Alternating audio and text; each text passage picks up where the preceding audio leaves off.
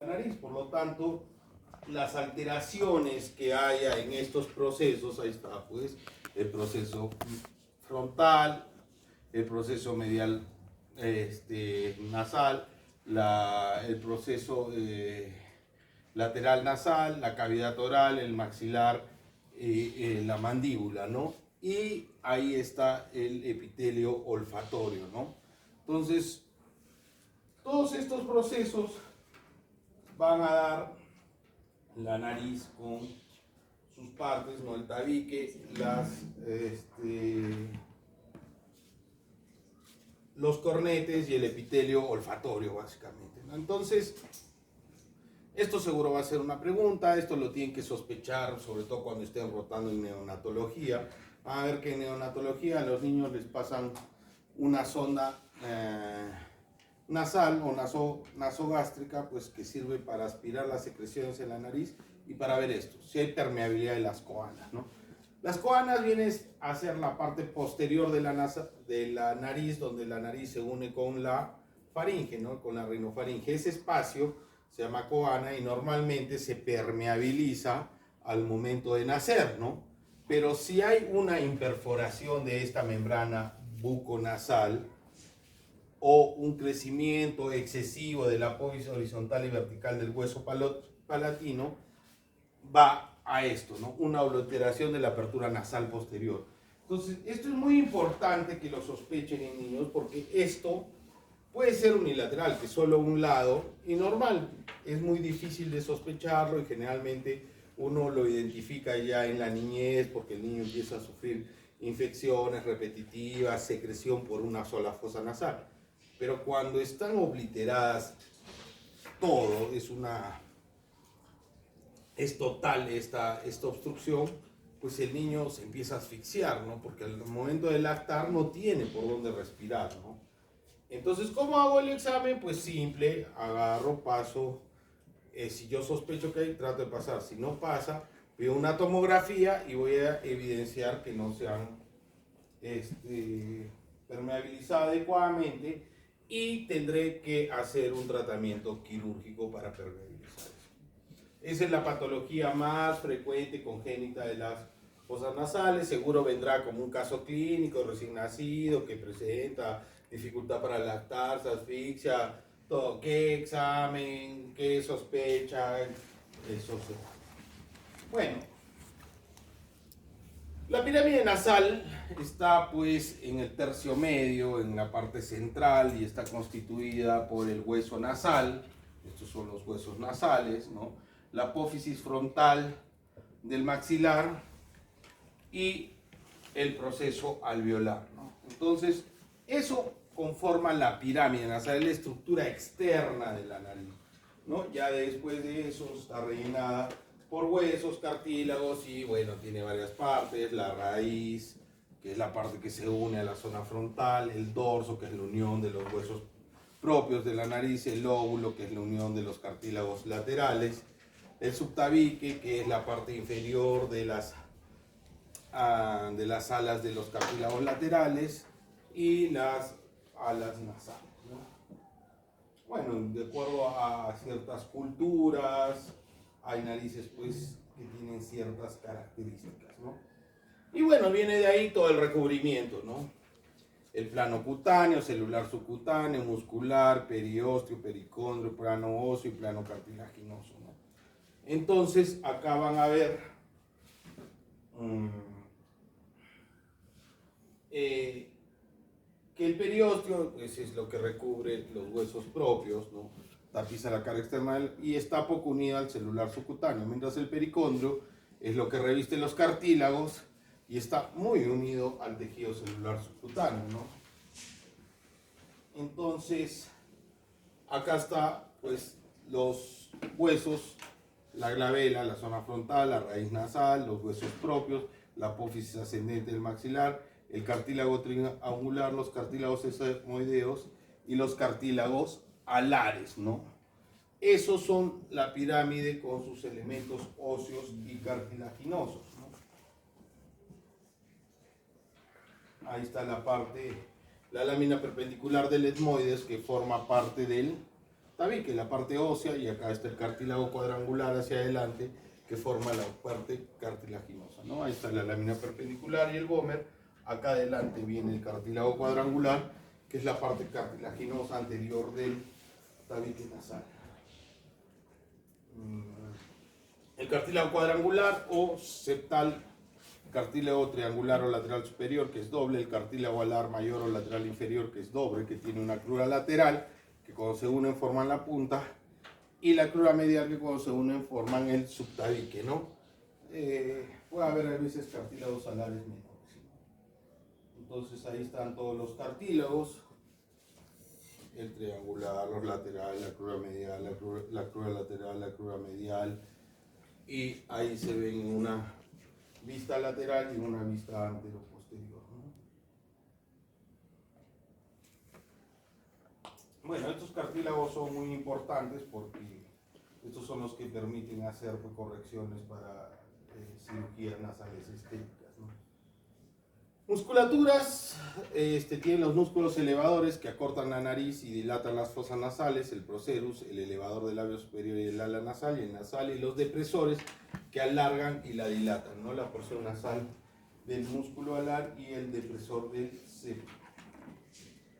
Vascularización. Esto es importante, sí, porque es un órgano muy vascularizado, ¿no?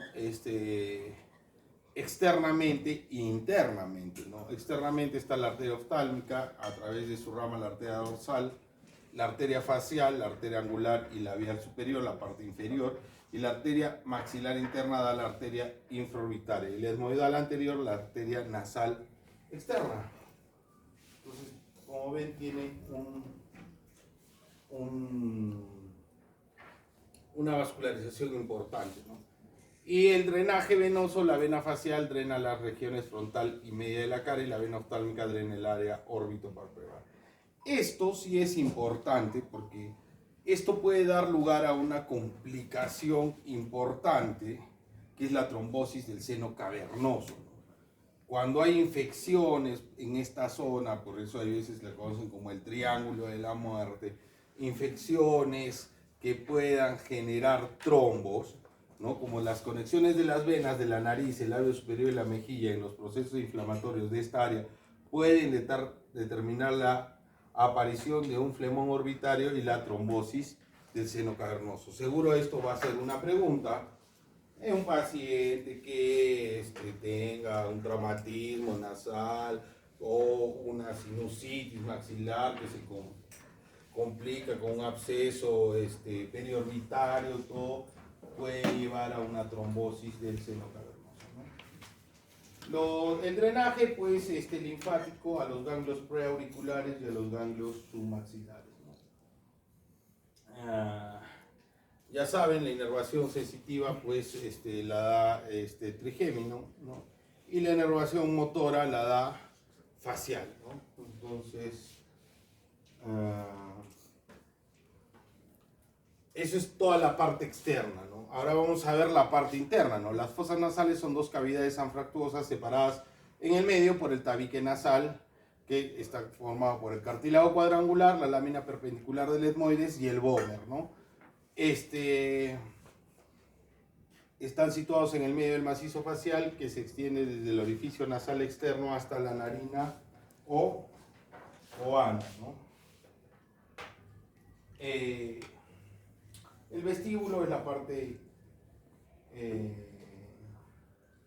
anterior, ¿no? Tiene piel, tiene epitelio estratificado, ¿no? Ahí ven el vestíbulo, ¿no? Esto sí es importante porque este ángulo que ustedes ven acá, esta es la crura medial, esta es la crura lateral, obviamente está recubierto por mucosa. Este vestíbulo nasal debe tener una angulación de 10 a 15 grados, ¿no? Cuando está alterada, como pueden ver acá en el caso que hay una desviación septal importante, este ángulo altera y el paciente pues empieza a tener una obstrucción nasal, ¿no? Dice, siento que no me pasa el aire, ¿no? Uno ve la válvula nasal interna y está disminuida, ¿no? Pared medial, pared inferior medial están los lateral está el tabique, superior está la base del cráneo, inferior está el paladar, ¿no? Es importante que ustedes sepan estas relaciones, porque debido a estas relaciones hay muchas cosas que son importantes, ¿no? Se puede complicar con una meningitis, puede dar las alteraciones odontógenas, pueden dar sinusitis odontógenas, porque están en relación a los senos maxilares, ¿no? Por ejemplo, se puede hacer abordajes.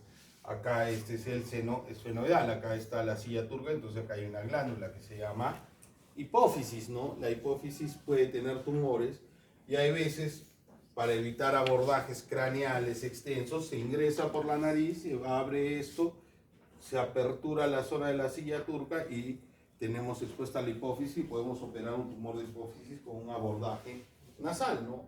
O tumores frontales también, ¿no? El piso, ya saben, está el paladar, la pared medial, el tabique, pues cartílago cuadrangular, lámina perpendicular del Moebius Böhmer. La pared medial está compuesta por 3 relieves óseos, ¿no? que están recubiertos de mucosa importantes, que son los cornetes, que son los que dan la resistencia al flujo nasal, ¿no? Ahí está la pared lateral, ¿no? Los cornetes muy importantes para la respiración. Esto va a ser una pregunta de examen. Te toque A, B, C o D, te tocarán pues... en la pared lateral pues hay 3 orificios que son los ostium o meatos, por donde drenan distintas estructuras, ¿no? El meato inferior, conducto lacrimonasal, el meato medio, que drena frontal, etmoidales anteriores y maxilares, y el meato superior, que drena etmoidales posteriores y seno esfenoidal, ¿no? Ahí tienen el gráfico. Esto va a ser una pregunta, ¿no? O sea, el conducto lácrimo drena en el meato inferior, A, el seno maxilar, B, no sé, C, el conducto lacrimonasal, ¿no? Entonces, esto sí es importante porque una de las patologías más importantes de la nariz es la epistaxis o sangrado nasal, ¿no? Entonces, ¿y por qué es tan importante? Porque acá lo ven, ¿no? La nariz, así como habíamos visto internamente, externamente también tiene bastante vascularización, no solo de la carótida externa, a través de su arteria maxilar interna que da la esfenopalatina, sino también a través de la maxilar interna, que a través de la arteria oftálmica da las etmoidales anteriores y posteriores, ¿no? Entonces, hay 2 plexos, el plexo anterior o de Kieselbach y el plexo posterior o de Woodruff, ¿ya? Entonces, eso va a venir también. ¿Por qué? Porque el área de Kieselbach es donde confluyen las arterias etmoidal anterior, esfenopalatina, palatina ascendente y facial, y es la región donde asienta la mayor cantidad de epistaxis, ¿no? Un 90-95% de las epistaxis están en esta zona, son anteriores, ¿no? Y en este plexo, en el posterior, el de Woodruff, donde está la maxilar y las etmoidales posteriores, generalmente un 5% de las epistaxis que son posteriores, que ya vamos a ver que son de difícil manejo, más requieren mayor un tratamiento más complejo, ¿no?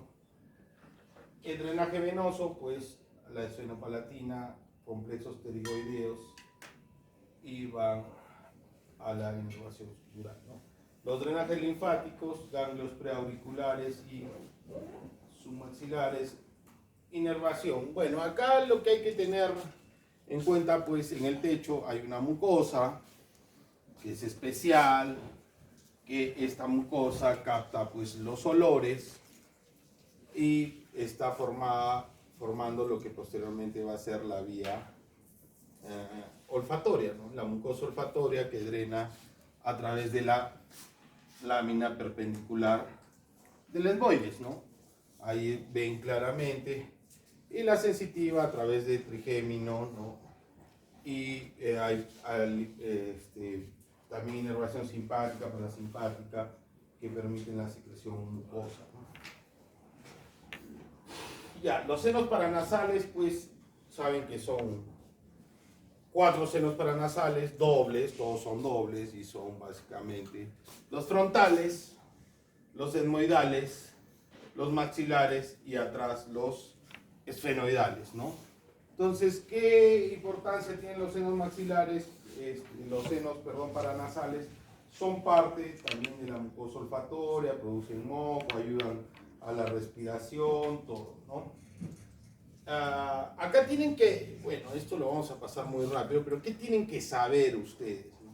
Generalmente sus límites, y sobre todo el seno maxilar, porque va a venir preguntas del seno maxilar. ¿Por qué? Porque es el seno que más se afecta, es uno de los senos más grandes, que tiene mayores relaciones, por eso puede haber complicaciones orbitarias en una sinusitis maxilar. Entonces tienen que saber pues que en el techo está la pared de la órbita, abajo está el paladar, por eso tiene relación también con los dientes, ¿no? Y las relaciones de los senos, va a venir también una pregunta de cuáles están presentes al nacer, que son estos los senos maxilares, ¿no? Que terminan a qué edad termina su neumatización, ¿no? Y acá pueden ver, ¿no? La órbita, su ostium de drenaje, sus relaciones con las raíces dentales, sobre todo del segundo premolar y del primer molar, ¿no? Por eso es que hay veces fístulas o infecciones que conectan los senos etmoidales, las encías. Por eso que hay veces hay traumatismos oculares que lesionan la lámina papirácea, que es esta de acá, que digamos separa la parte nasal de la orbitaria, que es una lámina que es muy delgadita, por eso se llama papirácea, y puede haber complicaciones tanto orbitarias como nasales de traumatismo, ¿no? Ahí está el seno esfenoidal. Bueno, acá en el seno esfenoidal, como les comenté, pues tiene relación con es una zona que sirve para abordar esta glándula que está acá, que es la hipófisis. Por encima de esta el quiasma óptico, y están las arterias carótidas internas, ¿no? Entonces, generalmente, pues, cuando vean patología de hipófisis van a ver que las principales manifestaciones son oculares, ¿no? Cuando hay un tumor por su relación con el nervio óptico, generalmente generan cuadrantopsias laterales, ¿no? Uno empieza a ver a los costados, se empieza a golpear, y eso hace sospechar, pues se pide una tomografía, una resonancia, y se evidencia la tumoración, ¿no? Algo rápido de fisiología, pues todo esto, bueno, se supone que embriología, anatomía, histología, todo eso ya lo han hecho, ¿no? Y ya saben, pues, y fisiología también lo han hecho, ¿no? Función defensiva, función respiratoria, función fonatoria y función olfatoria, ¿no? Permite, en lo que es la función defensiva, pues, tiene unas vibrisas que producen un moco. Esto también produce lisosimas, óxido nítrico, que ayuda a lo que es la inmunidad, ¿no? Tanto celular como humoral, ¿no? Y también tiene una función, pues, respiratoria, que prepara el aire. Habíamos visto estas estructuras que se llaman los cornetes. Calientan, purifican y humidifican el aire para que entre en buenas condiciones a los pulmones, ¿no? Fonatoria, pues las fosas nasales, al igual que los senos paranasales y la rinofaringe, tienen una destacada función como caja de resonancia en la elaboración de la palabra, ¿no? Por eso es que cuando hay tumoraciones o alteraciones o estamos resfriados, pues causa una rinolalia, ¿no? Que es una voz nasal, ¿no? el órgano del olfato es muy importante, si bien ocupa una pequeña superficie de 200 a 300 milímetros cuadrados en cada fosa nasal, puede llegar a ocupar medio centímetro, ¿no? El sentido del olfato está el epitelio olfatorio, que cubre el techo de las fosas nasales, la lámina cribosa del etmoides, ¿no? Habíamos visto. Y es por ahí por donde llegan los olores, ¿no? Entonces, ahí vemos básicamente cómo es la fisiología, ¿no? Pues ahí está el bulbo olfatorio, ¿no? Y tiene sus ramificaciones, sus dendritas, que son la primera neurona, donde hay células basales, y los pelos olfatorios. Entonces, un olor viaja a través de esa zona, ¿no?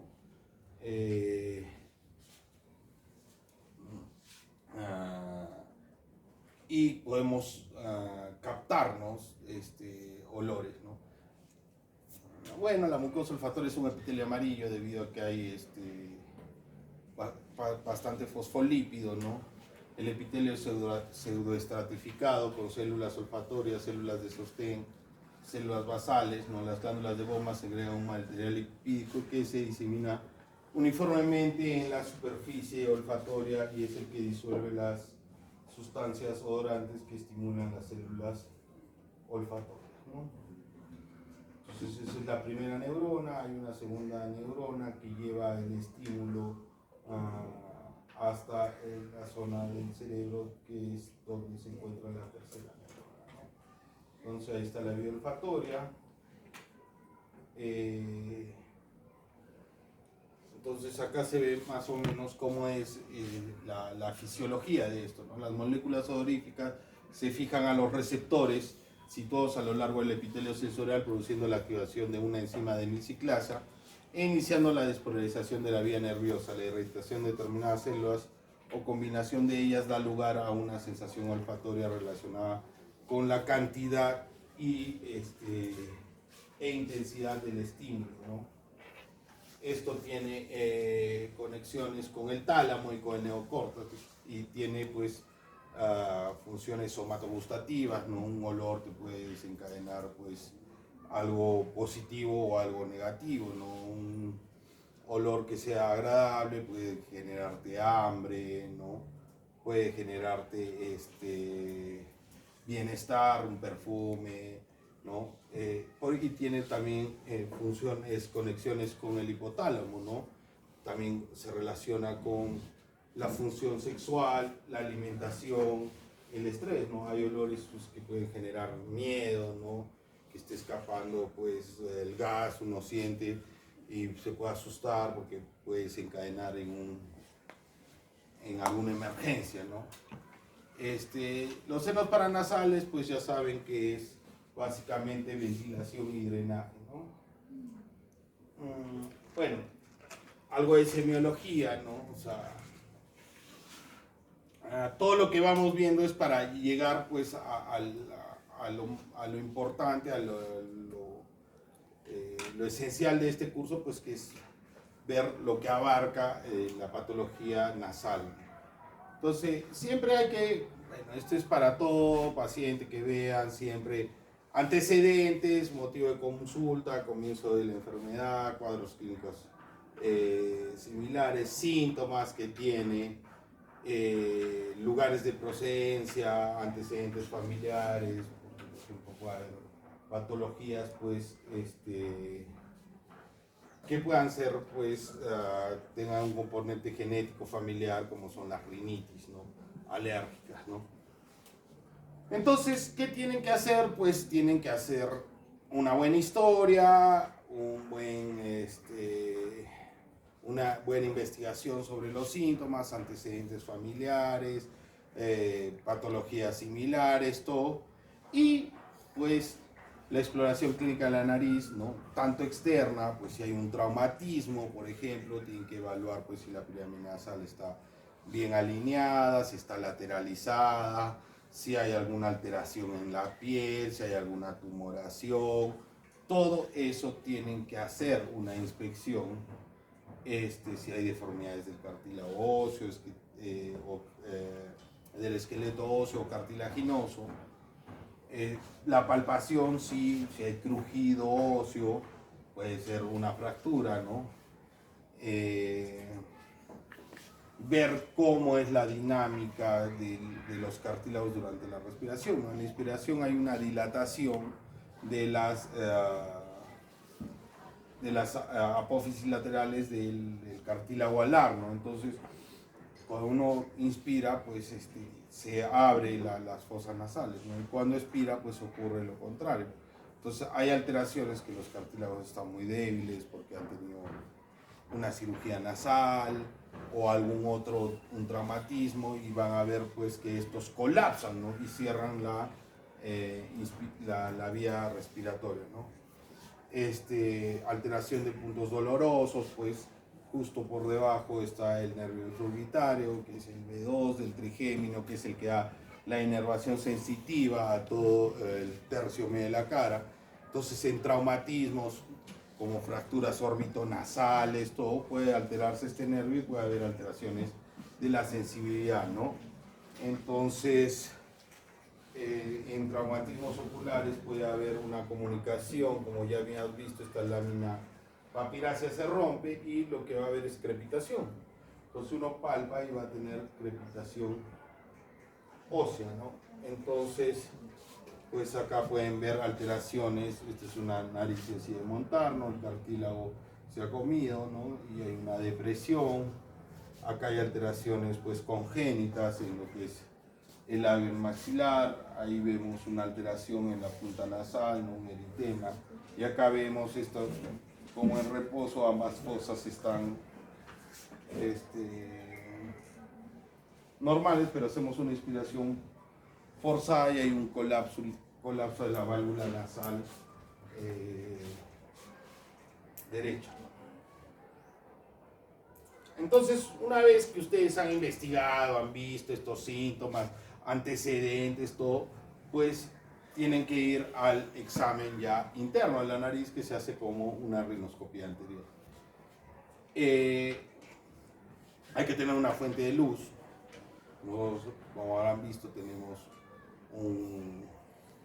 un frontoluz que ahora es pues muy fácil de adquirirlo, lo pueden comprar en cualquier sitio, y hay de todos precios, ¿no? Y lo que se hace, se dilata las valvas, con las valvas del espéculo, la fosa nasal, ¿no?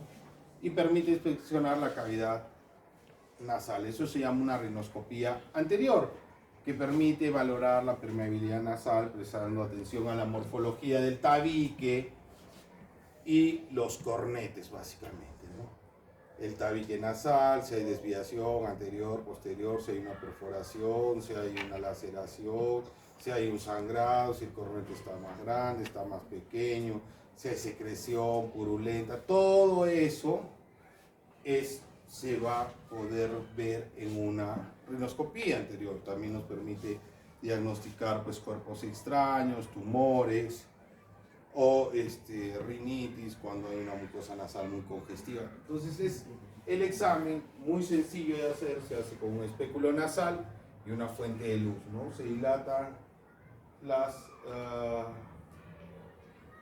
fosa nasal, ahí está el espéculo de Killian, ¿no? El espéculo nasal y un frontoluz. Y ahí está, es un examen muy fácil, muy sencillo, ya seguro ahora que en prácticas les van a hacer que se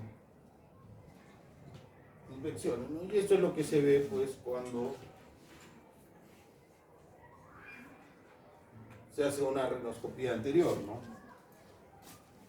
El septum, cornete medio, cornete inferior. Acá está el meato inferior, el meato medio, acá está el meato superior y el cornete superior, ¿no? Ahí está los cornetes y el tabique, ¿no? Entonces, esa es la imagen que van a ver cuando hagan una rinoscopía anterior, ¿no? Y ahí está, pues, por ejemplo, acá se ve una tumoración, ¿no? Que parece un pólipo, ¿no? Ahí hay también otra tumoración nasal, ¿no? Entonces, eso nos va a permitir la rinoscopía anterior. La rinoscopía anterior nos permite ver los 2 tercios anteriores de la nariz, ¿no? Pero el tercio posterior no, ¿no? Entonces cuando hay sangrados posteriores o tumoraciones posteriores o alguna cosa, podemos hacer una rinoscopía posterior, ¿no? Se hace con un espejo, ¿no? Que tiene que tener una angulación más o menos de 90 grados, ¿no? Se anestesia la zona para evitar el estímulo nauseoso. Con una silocaína en spray, se coloca un depresor, ¿no? Un bajalenguas, un depresor de la lengua, y se introduce suavemente el espejo por detrás de la úvula y nos va a permitir ver lo que nos faltaba ver. ¿Qué era lo que nos faltaba ver? Esto, ¿no? Estas son las coanas, estas son las colas, ahí ven la úvula, ¿no? Este es el tabique posterior, se ve la parte posterior de los cornetes inferior y medio, ¿no? Esto cuando hay una 13 coanas, pues esto está cerrado, ¿no? Pero obviamente es un examen que es molesto, que a veces es difícil de hacer, el paciente no colabora, ¿no? Y que hay ahora, pues, esto. Ya casi en todos los consultorios de otorrinolaringología hay esto que es un nasofibroscopio que puede ser flexible o puede ser rígido, ¿no? Entonces se coloca pues unas mechas nasales que permiten un poco anestesiar con silocaína y epinefrina. El paciente tiene que estar sentado, se le explica claramente en qué consiste el examen, ¿no? En introducir esta fibra que tiene una cámara distal para permitirnos apreciar pues toda la nariz, permite angularla y también nos permite ver la laringe, ¿no? Entonces ahí es obviamente la resolución es totalmente distinta, pues, ¿no? Acá vemos el K1, la parte posterior, ahí están las colas de los cornetes, medio inferior, y el tabique al medio, ¿no? Entonces, imagen que la veíamos con un espejo laríngeo, pues, se ve de manera mucho más clara aplicando una nasofibroscopía, ¿no? Hay una tumoración, secreción, puedes angular, puedes llegar a ver hasta la mucosa olfatoria, ¿no? En algunos pacientes. Y eso es lo que nos permite la inspección. Ahora, ¿qué nos permite medir la función, ¿no? O sea, si bien ustedes van a ver que la patología más frecuente que nosotros vemos generalmente es tabique desviado y cornetes hipertróficos, ¿no? ¿Por qué? Porque hay mucho trauma nasal, la nariz está más expuesta que toda la cara, y eso origina alteraciones en la anatomía pues, del tabique y los cornetes. Pero ya, o sea, hay gente que tiene el tabique desviado que tú lo miras y dices, señor, usted debe respirar mal, debe roncar, debe dormir con la boca abierta, seguro se levanta muy cansado, se cansa más al hacer actividad física, tiene más infecciones respiratorias. Y el paciente dice, no, no tengo ninguno de esos síntomas, ¿no? Esos 5 síntomas son síntomas de insuficiencia respiratoria nasal. El roncar o dormir con la boca abierta, el tener un sueño un poco reparador, o sea, se levantan con la garganta seca, se levantan cansados, el tener infecciones respiratorias más frecuentes, más de 2 a 3 al año, el tener disnea a medianos esfuerzos, que se cansan al caminar más de 5 cuadras. Pero hay un examen que se llama rinomanometría, ¿no? La rinomanometría estudia resistencias al paso del aire, ¿no? Entonces es una máquina que tú respiras y obviamente de acuerdo a las estructuras que hay en la nariz, pues te da ciertas resistencias tanto en la inspiración como en la expiración, ¿no? Entonces estas curvas de la rinomanometría, cuando están alteradas, están prolongadas, quiere decir que hay una obstrucción nasal. Es un equipo que no lo tenemos, ¿no? Pero sí es el que en teoría puede medir de una manera métrica, mediante una medición, la obstrucción nasal. Nosotros lo que tenemos generalmente es análisis. Yo veo un tabique desviado, veo unos cornetes grandes, le pregunto al paciente, ¿tiene? Entonces sí puede ser candidato a una cirugía, ¿no? Porque esa es la única forma de corregir. Esto es algo que también se tiene que valorar, pero es muy difícil de valorar, ¿no? ¿Por qué? Porque el olfato es muy subjetivo, ¿no?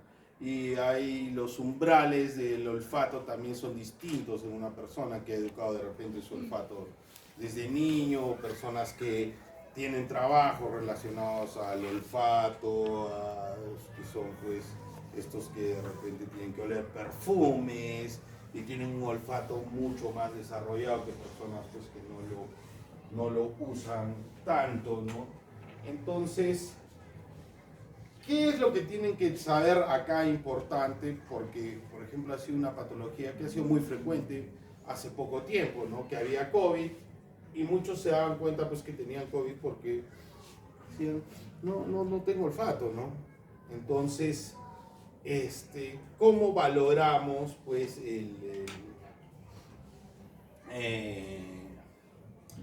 este órgano, ¿no? Entonces el test olfatorio más utilizado por ser el más sencillo es la identificación cualitativa con el que se explora la capacidad del paciente para reconocer distintas sustancias olorosas presentadas en una única concentración. Entonces te van haciendo leer pues varias cosas y y te dicen pues qué percibes, ¿no? Esto es por decir menta y si el aroma es leve, es nulo, no percibes un olor, es leve, es moderado o es intenso, ¿no? Es una escala que te permite hacer el diagnóstico de alteración del olfato, ¿no?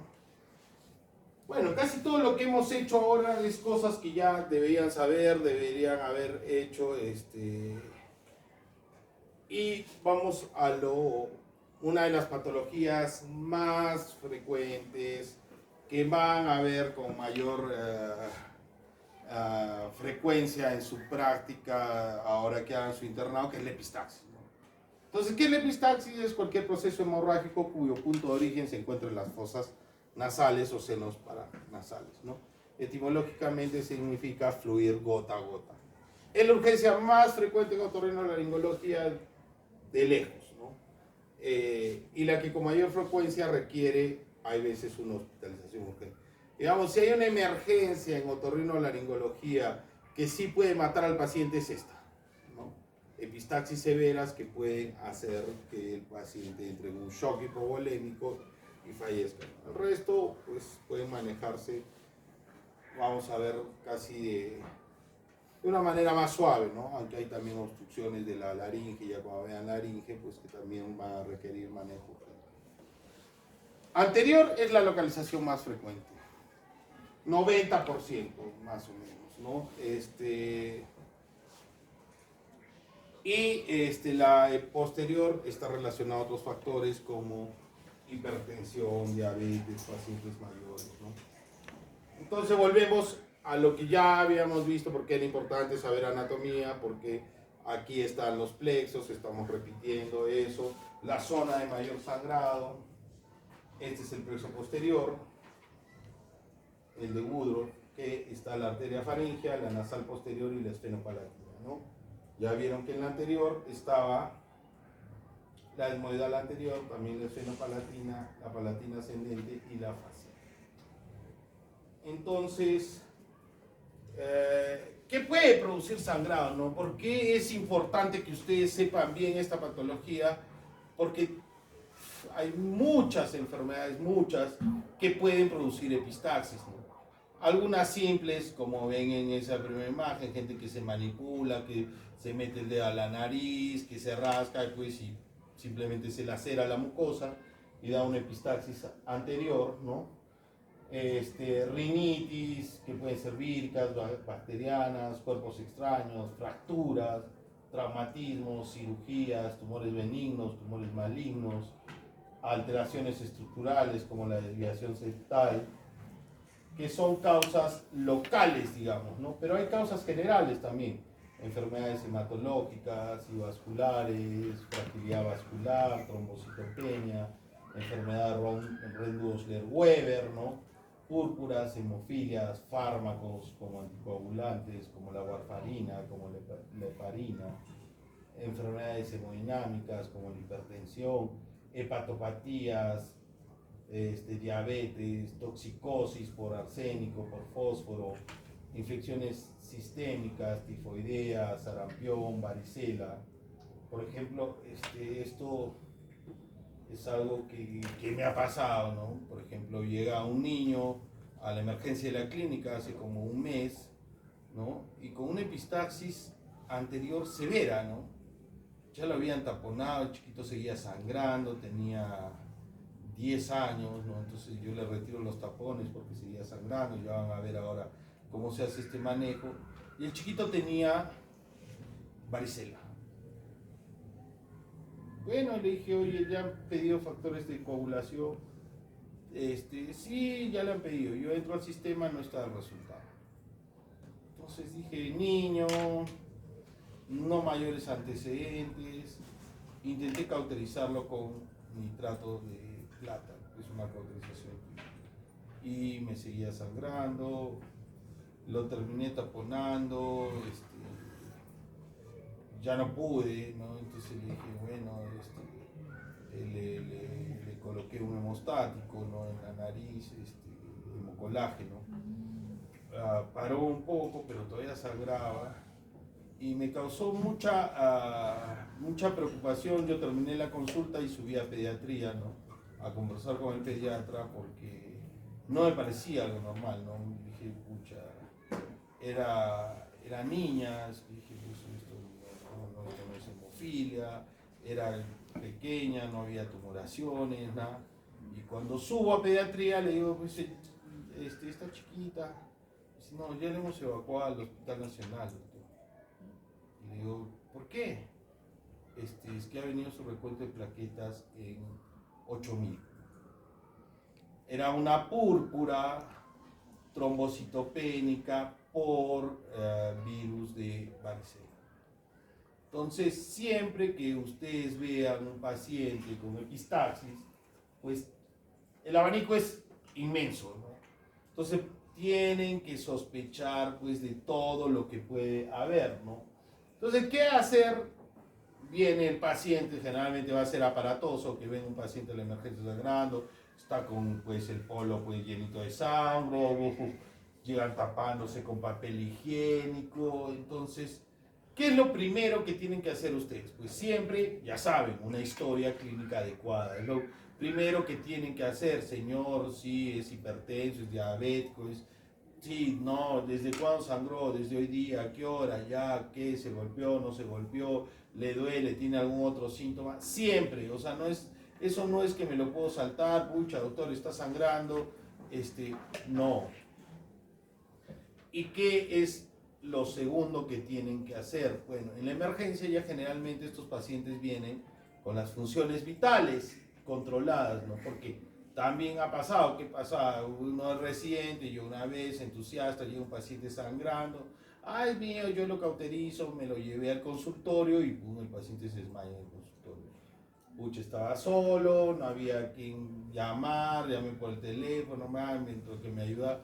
Claro, el paciente luego veo tenía pues una presión de 60-20, 60-30, pues una hipotensión severa por lo que estaba sangrando. Pues yo no me percaté en las funciones, en funciones vitales, y eso es algo que tienen que hacer, ¿no? O sea, si un paciente está hipotenso o tiene una hipertensión severa o está hiposaturando, a veces los coágulos le obstruyen la vía aérea y el paciente llega morado, ¿no? Entonces, un paciente con epistaxis tiene que tener un abordaje bueno, ¿no? Claro, sí, doctor, el 90% es pues anterior.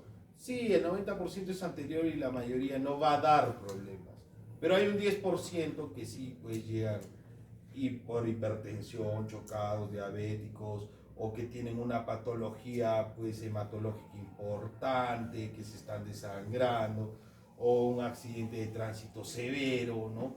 Entonces tienen siempre que tener esa consideración, ¿no? O sea, el paciente va a llegar así, muy aparatoso, a veces uno se va de frente a la nariz, a ver si le voy a hacer, quítese, le voy a hacer rinoscopía, si hay un vaso, ya yo se lo cauterizo, no puedo cauterizar, qué raro, pum, presión 240, 140, pues una emergencia hipertensiva, ese paciente si no le corrige la presión arterial, pues no lo vas a poder cauterizar o ahorita va a reventar algo, así como va a reventar en la nariz, en el cerebro y se te va a morir en tu cara, ¿no?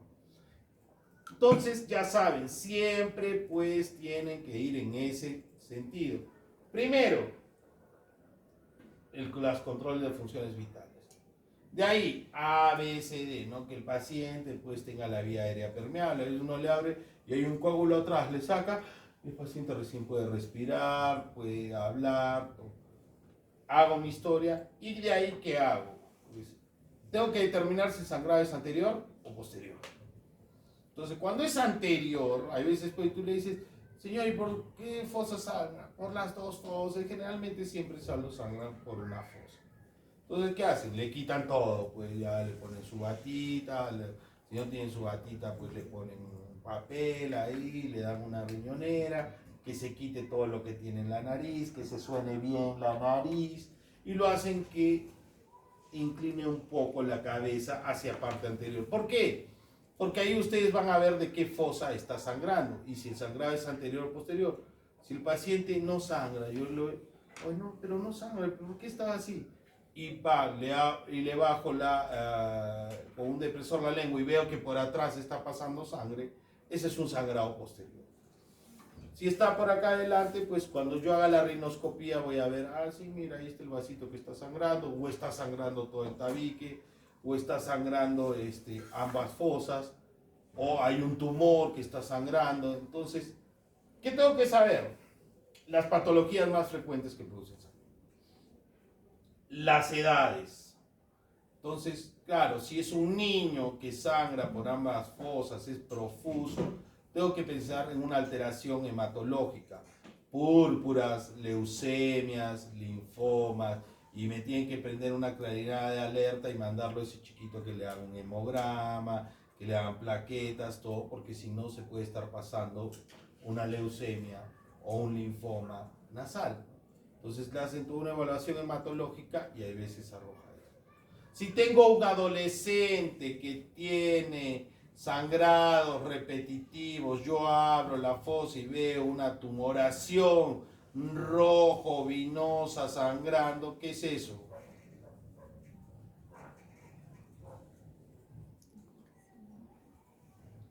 Nasoangiofibroma juvenil. ¿Ya? Tiene que ser hombre. Si es mujer, está descartado. Tiene que ser hombre, tiene que ser sangrados recurrentes, importantes y tienen que evidenciar la tumoración. Y si evidencia la tumoración, ¿qué hacen? ¿Biopsia o no biopsian eso? No, es una tumoración de vasos. Si ustedes la biopsian, ese paciente lo van a ayudar a sangrar más. El diagnóstico se hace con un examen que se llama angiotomografía, ¿no? Hacen una tomografía de los vasos, que es con contraste especial, y van a ver una tumoración muy vascularizada en un paciente joven. Ya pues ya tienen el diagnóstico, es un nasoangiofibroma, tienen que operarlo, ¿no? El tratamiento es quirúrgico. Si el paciente ha recibido pues un traumatismo, se ha golpeado, todo, lo más probable es que tenga una fractura de huesos propios de la nariz y eso haya originado el sangrado. Si tiene otro tipo de tumoración que yo vea en la fosa nasal, que no sea un nasofibroangioma, tengo que biopsiarlo. Tengo que saber si es un tumor benigno o un tumor maligno. Ya van a ver cuando vean tumores, el tumor más frecuente de la nariz es el carcinoma epidermoide, ¿no? Epidermoide. ¿Qué más tienen que saber? Pues si tiene, si es un niño que viene por sangrado unilateral, todo lo más probable es que tiene sangrado y obstrucción unilateral, pues se ha metido un cuerpo extraño, ¿no? Si hay fiebre, hay esto, puede ser una infección, una rinosinusitis. Si es diabético, hipertenso, mayor, esa es una epistaxis posterior, lo más probable. Y pues hay algunas otras cosas como intoxicaciones y otras cosas que pueden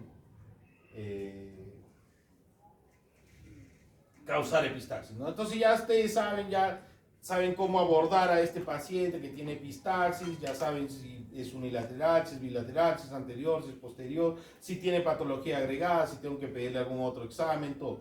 ¿Y de ahí qué hago? Hago pues el tratamiento, ¿no? Si es una epistaxis anterior y no hay riesgo, pues no toma anticoagulantes, no tiene una púrpura, no tiene una leucemia, puedo cauterizar. Veo el vaso sangrante, lo cauterizo. Si tiene alguno de estos factores de riesgo, taponaje anterior. Y si es posterior, pues tengo que hacer taponaje posterior.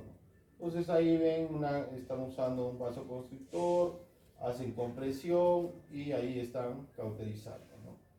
La cauterización puede ser química con el nitrato de plata, generalmente para niños, y la eléctrica generalmente para adultos, un poco de anestesia con lidocaína y ya está. Si no, hay que hacer un taponamiento anterior. ¿Cómo lo hacemos? Pues tienes que ver más o menos el calibre de la fosa nasal, pues que no es lo mismo taponar a un niño de 6 años que un adulto, ¿no? Y nosotros los hacemos con dedos de guante, ¿no? Cortamos los dedos de guante, colocamos dentro mechas nasales y eso con un lubricante pues introducimos y se tapona. Pueden usar algodón, pueden usar gasas, lo que tengan a la mano para taponar, ¿no? Generalmente el taponaje se retira entre los 3 y 5 días, ¿no? Hay ya tapones que vienen, que es el Merocel, que vienen premoldeados, que simplemente lo introduces a la nariz, pones un poquito de agua y dilata, y claro que esos tapones pues cuestan $30, $40, y obviamente no lo vas a tener en una posta, ni siquiera en el seguro. Y el taponamiento posterior. Si el sangrado es posterior, pues si yo le pongo un taponamiento anterior, yo le veo la orofaringe y va a seguir descendiendo sangre, el paciente va a empezar a vomitar sangre, entonces tengo que hacerle un taponamiento posterior. Esta es una sonda especial para taponamiento posterior, porque siempre que se hace taponamiento posterior se tiene que hacer anterior. ¿Y qué se hace? ¿Cómo hacemos nosotros? Pues introducimos una sonda Foley, ¿no?, por la vía nasal, usamos un depresor, vemos que esté en la cavidad oral, insuflamos aproximadamente con unos 15 ml de agua y tensionamos. ¿Por qué 15 ml? Porque más o menos ese es el área que tiene el cabo, ¿no? Entonces yo tracciono y se va a quedar enganchado, digamos, en esa zona, ¿no? Acá está la cola del cornete inferior, la cola del cornete medio, el cabo, pum, y ahí se va. Y coloco taponamiento anterior y el paciente va a dejar de sangrar. Ya posteriormente, pues hay que hacer ahí está un paciente con sonda Foley, ¿no? Hay que cuidar que la piel, que la sonda no entre en contacto con la piel porque causa erosión. Este es un taponamiento con un muñeco de gasa, ¿no? Están haciendo el mismo principio, ¿no? Colocan en vez de la sonda Foley, colocas pues una sonda, ahí amarras el muñeco, lo jalas y te queda el muñeco ahí en la parte posterior. Bueno, si estás en un hospital pues de alta complejidad, pues puedes entrar a hacer una revisión endoscópica en sala de operaciones y hacer una cauterización. Eso sí me importa que sepan, de ahí van a venir unas 8 preguntas, digamos 2 para cada tema. Vendrá un niño que tiene púrpura, vendrá un niño que tiene nasofibrangioma, un adulto que tiene un epistaxis posterior. eh, es la patología, como han visto, más frecuente, ¿no? El tabique nasal pues tiene que dividir en dos, su nombre lo dice, tabica, divide en dos fosas simétricas, pues derecha e izquierda, y cuando hay alteraciones que generalmente son traumáticas en el tabique nasal, pues hay una desviación, ¿no? Ahí pueden ver una alteración, ¿no?, del tabique nasal. Eso es muy fácil de diagnosticarlo, pues eso se diagnostica con una rinoscopía anterior, se evidencia, puedes evidenciarlo en una imagen, puedes ver una radiografía o una tomografía y se va a evidenciar, ¿no?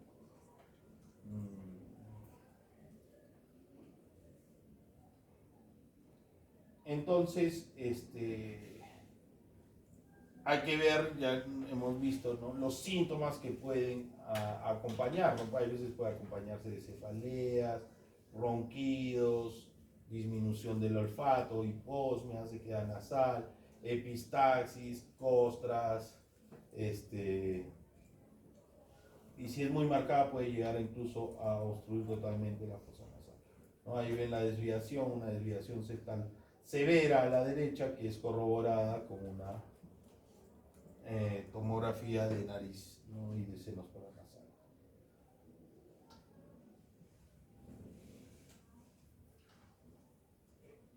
Y esto es lo que hay que hacer, ¿no? Cuando hay una desviación que causa síntomas, pues hay que hacer cirugía. La cirugía, el tabique nasal se llama septoplastía. La septoplastía es la cirugía más frecuentemente que se hace, ¿no?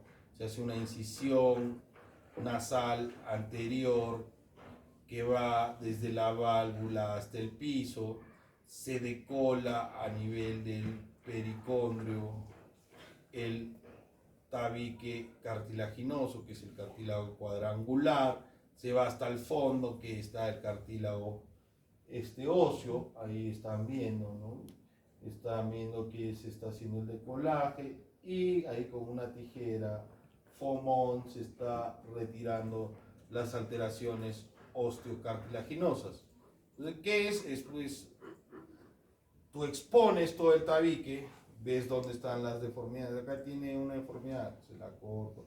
Acá está muy angulado, disminuyo la angulación. Acá el hueso está hacia un lado, pues lo corto, lo luxo hacia el otro lado. Y eso se llama una remodelación, ¿no? Se cierra la corrección y se pone taponaje nasal, ¿no? Entonces, hay tres complicaciones importantes después de una cirugía, y les va a venir preguntas también de eso. ¿Y por qué tienen que sospechar? Porque el paciente, pues, esas complicaciones le puede dar alteraciones de la respiración, ¿no? O sea, tú lo operas, terminas de operar, listo, hiciste la septoplastía, cortaste los cornetes, que es la turbinectomía, colocaste los tapones, generalmente se retiran al tercer, cuarto día, el paciente está respirando un poco mejor, todo, y de repente viene y dice: doctor, he ido a hacer un esfuerzo y no respiro nada, o ya no siento que me entra aire. Yo le hago una rinoscopía y voy a encontrar eso. ¿Qué miran en esa imagen? Está abombado el tabique hacia ambos lados, ¿no? Eso es un hematoma de tabique, ¿no? Generalmente en el posoperatorio inmediato, antes de los 7 días, obstrucción aguda después de hacer un esfuerzo en un paciente posoperado, o inmediato en un paciente que sufre un traumatismo, si un paciente que se ha estado peleado, le ha metido un puñete y de pronto siente que no puede respirar, yo le hago la rinoscopía y veo este abombamiento, eso es un hematoma de tabique.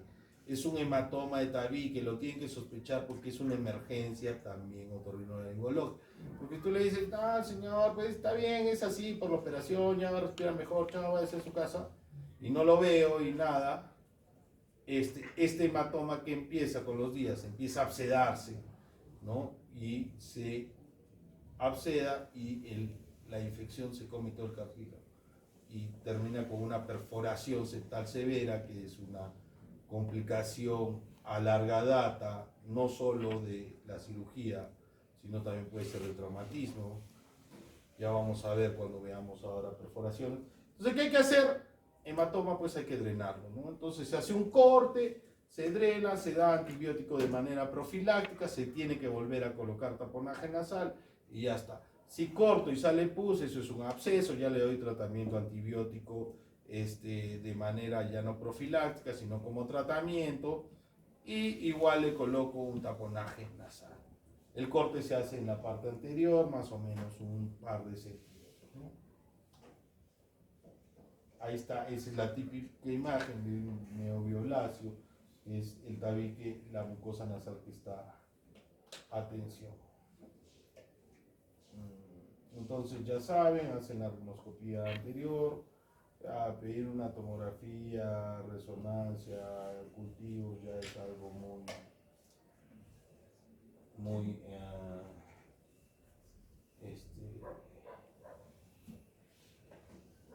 excesivo, ¿no?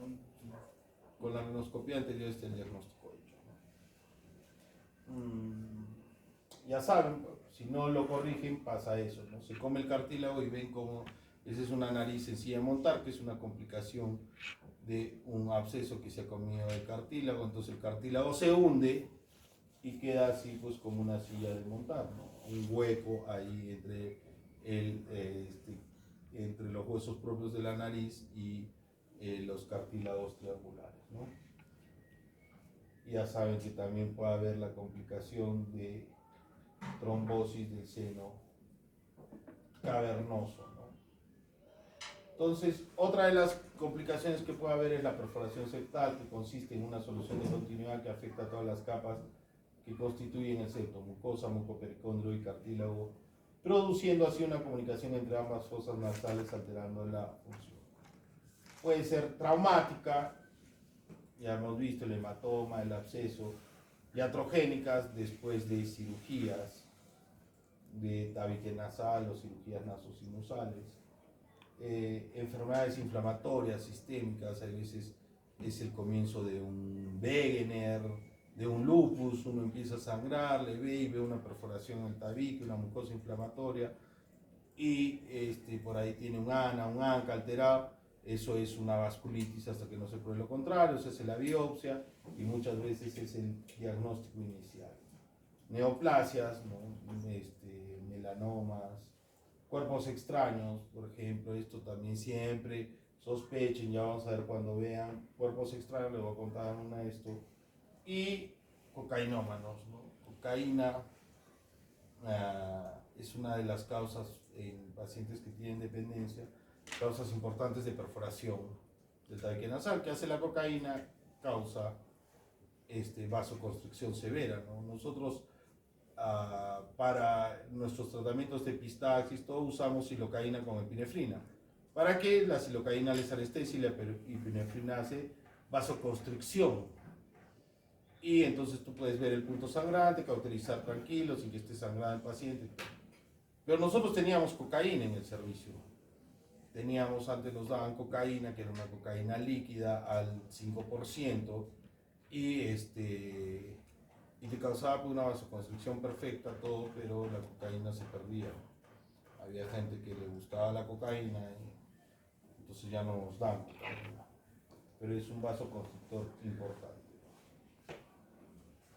Generalmente se inicia con la aparición de una úlcera y ahí está, ¿no? Esa es una perforación. Si la perforación es pequeña y es anterior, les produce generalmente sintomatología, sienten como un silbido. Si es posterior, puede causar costras, sangrado. El tratamiento es quirúrgico, ¿ya? Ahí está una perforación anterior, pequeña.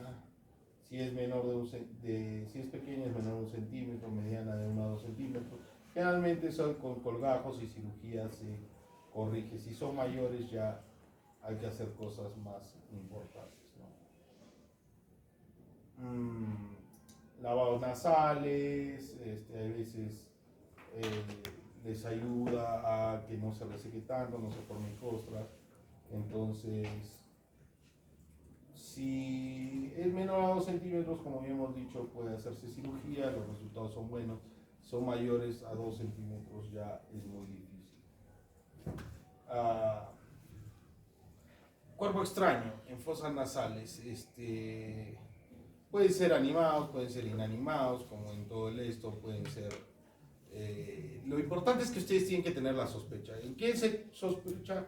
Pacientes, obviamente, niños, ¿no? Un adulto te va a decir, sí, me metí, pues, o niños o personas que tienen alteraciones de la conciencia, que vienen con una obstrucción nasal unilateral, con rinorrea unilateral, que puede tener molestias. Entonces, hay que sospechar, por favor, siempre. Yo tengo un chiquito que llega de 4 años, que llega a la consulta después de 2 semanas de haber recibido tratamiento. ¿Por qué? El chiquito fue, le dijeron, está con moquitos, estornuda un poco, ya, es un resfriado, le dieron pues Panadol antigripal junior, tome, antihistamínico para el malestar, su paracetamol, listo, ya está. Después de 3, 4 días el paciente no mejora, el baba dice, esta secreción se ha vuelto más amarillenta, está haciendo fiebre. Pues ya se complicó con una sinusitis, le vamos a dar amoxiclavulánico, todo, claro, mejora al comienzo, luego empeora, y bueno, a alguien se le ocurre tomar pues una placa, ¿no? O se le ocurre lo que se debió hacer siempre, ¿no? Verle la nariz, ¿no? Entonces el niño le veías una rinoscopía anterior y se acababa, el chiquito se había metido una pila, de estas pilas de reloj, y obviamente causó una úlcera, le destrozó el tabique, le causó una infección severa porque estuvo pues la pila ahí 10 días y nadie sospechaba porque, bueno, pues por flojera, no, seguro no hizo la anamnesis bien, no se dio cuenta que era una rinorrea unilateral, obviamente no le hizo rinoscopía porque tú le abrías así la fosa y estaba ahí la pila. Claro que ya cuando se le intentamos secar estaba toda herida, no se podía sacar, el niño se quejaba, tuvimos que entrar a la operación, pero bueno, terminó mal, terminó con una perforación septal severa, una nariz sencilla de montar, adherencias, todo por que hubo una demora pues en el diagnóstico. Entonces siempre sospechen, siempre en un niño, sospechen. Yo he visto pues de todo se meten a la alberjitas, juguetes, crayones, cosas de billutería, tecnopor. Entonces, acá qué es lo importante, pues si son animados siempre tratar de matarlos, ¿no? Si son vegetales, pues saben que con la humedad puede crecer, pero es muy sencillo. ¿Por qué? Porque los cuerpos extraños se atacan en la parte anterior, no migran hacia atrás porque es una parte más estrecha. Hay veces la radiografía no salen porque obviamente no son radiopacos, ¿no? Entonces, si uno hace una rinoscopía anterior y lo mira, pues ya está, ¿no? Ya sí tiene un cuerpo extraño. ¿Qué hago entonces, doctor? Si tengo un cuerpo extraño, pues tengo que sacarlo, ¿no? Ahí hay estas pilas en botón que eso es muy urgente sacarlo. Miren cómo destroza, cómo produce una quemadura, ¿no? Cáustica, ¿no? Necrosis, perforación, sinequias, que es lo que quedó ¿no? Entonces, ahora, ¿cómo hay que retirarlo, no? Nunca puede con la pinza de, ya, con esta pinza que me depilo, ya, yo lo saco, ¿no? No, con el dedo, le quiere meter el dedo, lo mete más. Entonces, generalmente, como son niños, tienes una oportunidad para sacarlo. Si tú ya le hiciste doler, le hiciste daño, pucha, ya tienes que ir a la sala, ¿no? Chiquillo, Entonces, generalmente, ¿qué hacemos nosotros, no? Sí, listo, pum. Ahí está el cuerpo extraño, correcto. Si tenemos una mechita con silocaína y epinefrina, le ponemos un poquito porque nos dejan poner nada. Y lo tamaleamos, ¿no? Al chiquito. Lo tienen que envolver en una sábana. El papá agarre la cabeza o la mamá, quien tenga más fuerza, para que no se mueva. Se hace la rinoscopía anterior y miren el gancho que se usa. Es un gancho angulado para que ustedes vayan por detrás del cuerpo extraño y lo arrastren. Entonces, ¿lo vieron? ingresa por encima, este es el cuerpo extraño, ahí está, ingreso y lo saco. Y listo, se acabó, es 3 minutos, sí, va a llorar el chiquito, va a llorar, listo, se lo hace a su mamá y chao, se va a la casa. Algo más que te da que dar, si ha sangrado, hay un poco de dolor, de repente una cremita, tetraciclina nasal y ya está, nada más. No necesita nada más, acá lo importante es sospecharlo. Y creo que eso es todo lo que viene a ser esta clase de, de nariz. Ya saben, cirugía nasal, acestoplastía, desviaciones, perforaciones, epistaxis, cuerpos extraños. Ya luego va a venir seguro la patología nasal más frecuente, que es la infecciosa, todo lo que es rinitis, sinusitis, rhinosinusitis, alérgica, vasomotora. Y la final creo que viene todo lo que es tumores nasales y algunas otras cosas por ahí. ¿Listo? Entonces ya saben, en epistaxis, mucha sospecha de qué puede haber detrás de una epistaxis. Eso va a venir 5 o 6 casos clínicos. En cirugía, también que va a venir un caso de hematoma, un caso de epistaxis. En perforaciones, de acuerdo al tamaño que hacer. Cuerpos extraños, cómo sospechar en un niño que tiene un cuerpo extraño. Drenaje de los senos paranasales, del ostium nasal inferior. Irrigación de nariz va a venir. Límites de un seno maxilar y complicaciones va a venir. Ya, pues eso es lo que va a venir, todo lo que va a venir. ¿Listo? Cuídense.